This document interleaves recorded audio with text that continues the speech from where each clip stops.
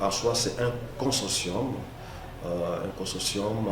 qui fait les activités d'eau, hygiène, assainissement d'une manière durable, et c'est là au niveau de la RDC, et il est fait par 3 organisations internationales comme membres. Il y a TIA Fund, il y a ODI et puis Oxfam qui est le lead du consortium. L'objectif vraiment général par rapport à ces consortiums, c'est vraiment arriver à combler le fossé qui existe entre les actions humanitaires d'urgence et les actions de développement. Le projet lui-même, il a 3 phases. Une petite phase de préparation qu'on appelle l'Inception Phase, et puis vient la phase de mise en œuvre qui est moyennement acceptable, à peu près pratiquement 2 ans, et puis vient la phase de durabilité.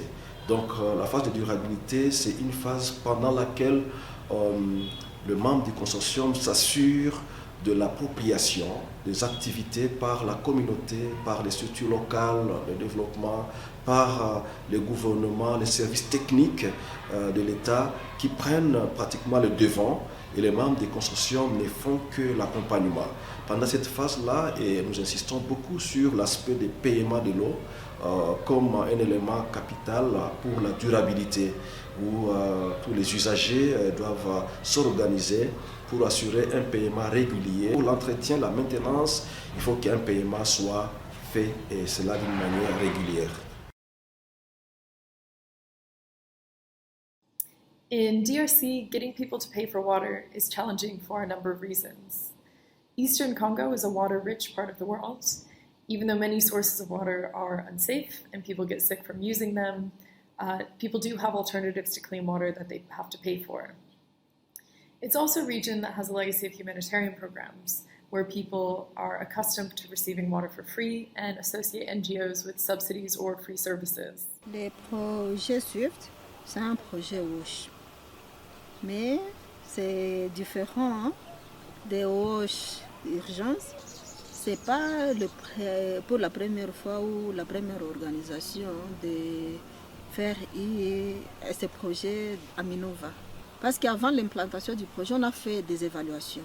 En faisant des évaluations, on a remarqué que le projet, après une année, après 6 mois, vous allez rentrer et retrouver que les choses ne marchaient pas bien. Quand on ne paye pas pour eau, je crois que les tuyaux vont se casser, les ouvrages ne seront pas protégés, les bords de fontaine ne seront pas protégés, et à fin de compte, il y aura toujours carence en eau. Voilà pourquoi on encourage les gens de payer pour eau, pour élargir par exemple les systèmes dans d'autres villages, ou alors pour ce que nous appelons la maintenance des ouvrages. Quand les gens veulent que tout vienne de l'extérieur, ça va toujours retomber dans l'extrême pauvreté. Je l'ai dit tantôt, si vous ne payez pas pour eau, Oxfam, Avides ou d'autres organisations vont partir.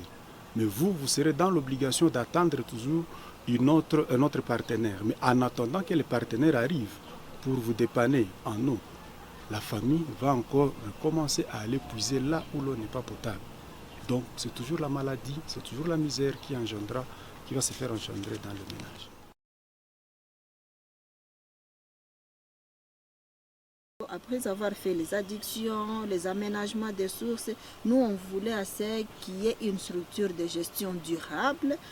Raison pour laquelle nous on a voulu assez qu'on intègre le paiement de l'eau. Et ce message-là se rallie à la politique nationale du pays qui dit que l'eau n'est pas gratuite.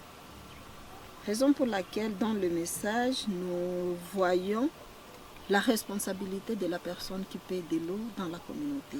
C'est ainsi que nous avons ciblé les messages spécifiques pour les hommes et pour les femmes en disant qu'un homme responsable, c'est celui qui paie l'eau pour la consommation de son ménage. We decided to design a pilot where we would draw on behavior change theory and investigate why people don't pay and design an intervention around their motivations. To do so, we used a framework called RENAS, which is a pretty useful tool for us. It draws on different psychosocial factors for why people practice a behavior or not, what risks They're exposed to their attitudes and beliefs, what social norms exist in the community, whether people have the knowledge or the ability to practice a behavior, and finally self-regulation, or whether or not people believe that they can maintain a habit or practice. So we use this framework to pose questions to understand people in Kalungu and what their motivations were. We then worked with community leaders and different community groups to identify influential people who were well respected in the community and who could help us disseminate these messages and influence others to sort of act as an example for their peers.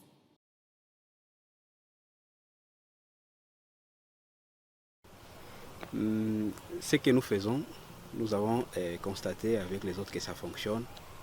Le premier indicateur, c'est le paiement qui commence à fonctionner.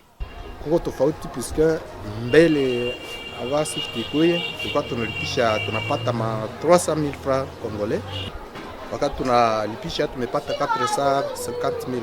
Anatufundisha namna ya kulipisha, na sababu ya kile tunaona kama pesa zinaanza kuingia kuko changement kwa mabadiliko. Message zenyewe tunaona ilikuwa tofauti na watu ya BDS. Ile ilikuwa kabambi ilikuwa tofauti katikati ya ONG zingine za nchi. Sababu ya ile iliacha watu wanaelewa kama maji ni ya lazima na inalomba kulipiwa kusudi iweze kaendelea. Yenye ilikuwa ni sensibilisation.